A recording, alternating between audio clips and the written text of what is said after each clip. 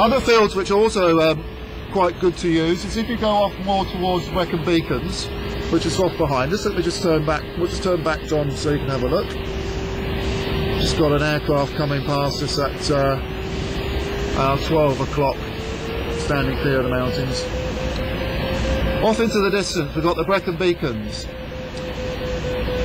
If you look straight ahead, you can see there's two peaks of Penny Van. Now, they actually work very well in today's conditions. If you actually look to the left slightly, you can see the smoke blowing onto the faces of the Brecon Beacons, so they'll actually be working quite well today. That is a separate briefing. However, if you go over there, again, we have the problem with fields. If it starts getting a bit low, then the fields around Langorse Lake, again, are very good. There's some nice big fields there, very landable.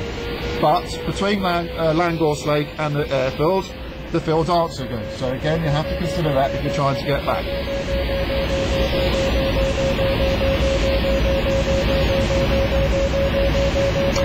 When you're coming back from Langorse, if you're inclined from that particular direction, you'll also find that the airfield's quite difficult to spot because it's hidden by the trees. So remember the landmarks that we're talking about, where you're coming from Langorse heading towards TALGARTH. We've got EDAS just coming under their left-hand wing at the moment. If you triangulate those, will more or less give you the position of the airfield itself.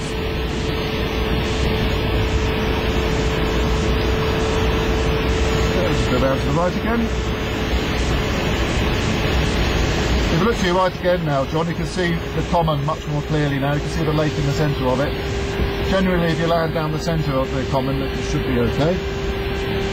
Now, there is another common that we use, which is right at the far end, up towards Hay Bluff. So what we'll do is wander up there so you can go and have a look as well. As we do so, just have a look at the mountains to your right. They look actually relatively flat, but believe me, if you try and land a glider on top of there, it's very, very likely you'll break it, and of course getting to you would be incredibly difficult. So do not get back over the mountains unless you've got plenty of height to get yourself clear. Just get ourselves back into the lift. As I mentioned before, if you actually aim to try and track the main well along the ridge line, then you'll be in the cone of ridge lift. And as you can see, we're quite comfortably sitting here at 1800 feet indicated. So we'll just go off down towards Hereford's Knob. You can see that coming up now. One of the other important things I must mention is that you quite often get walkers, especially on a day like today. Quite often they stand on the top of Hereford's Knob. Do not beat them up. To your right, we've got another one of our valleys that makes up the Black Mountains. Just do not be tempted to go down there. As you can see, it looks pretty horrible as it is. You will break the glider.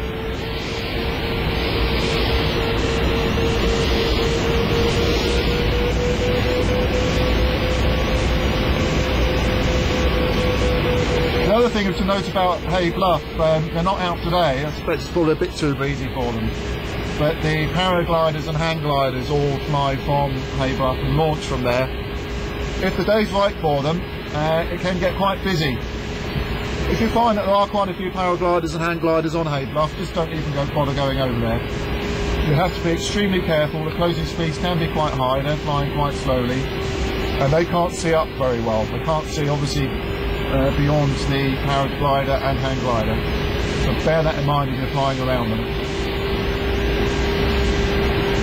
If the conditions are good enough, they quite often come onto the main northwest ridge here as well. Again, just give them plenty of clearance. It's not a problem so long as we will stick to the same rules. Again, as you can see, locally the fields are very poor. But again, as I said before, the other option is actually to keep going down into the valley floor where the fields are much better.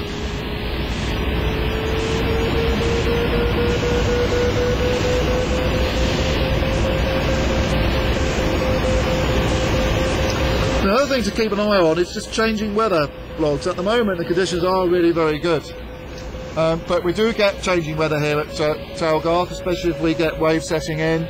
So just keep an eye on what's going on. If you're not sure, or if you've got weather approaching us, then don't leave it to the last minute. TALGARTH is not a very big airfield, and having actually lots of gliders landing at once can create a problem. So you'll try and anticipate the weather, and if you've got, say, a shower coming in, don't leave it to the last minute. make a decision early, go back in and land when you've got plenty of time.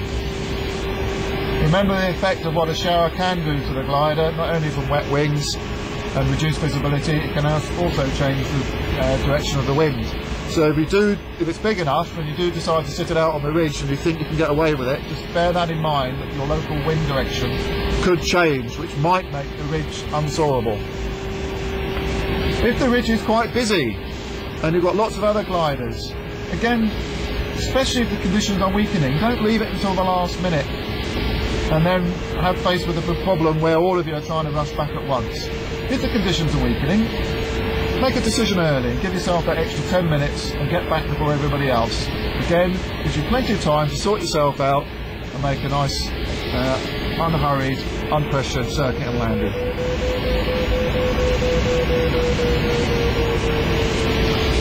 Just watch yourself with showers as well, blogs, just to back onto that again. Although they might look, approaching shower might look quite okay from here, once they actually reach the ridge, they do tend to grow and expand. So again, it's something else to consider if you're thinking about disappearing to one end and sitting it out. So here we are then, John, we're just coming over the top of Periplus Knob. In fact, there you go, there's a walker right on the top of Periplus Knob, we were talking about earlier on. Give them a wave. And what we're going to do is just go back onto Hay Bluff, so you can go and have a look at that as well. So we have to hop across the gap.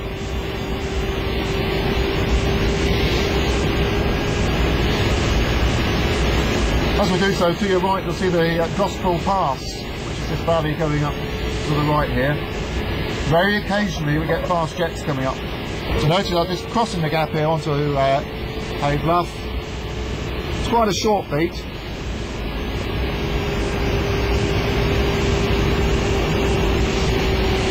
No hang gliders or paragliders out today. It also gives an opportunity to have a closer look at the common at this end.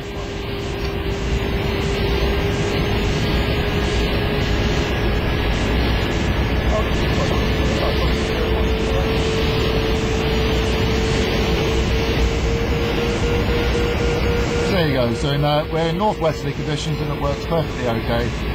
It's just quite a short beat though.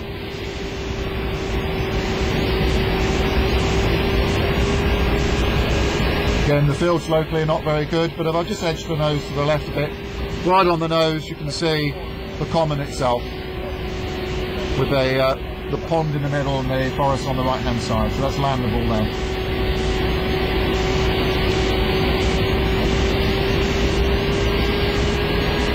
And the town is Hay on Wye, as we were talking about earlier on. So we're holding about 1600 feet by the looks of it. It's not quite as good here.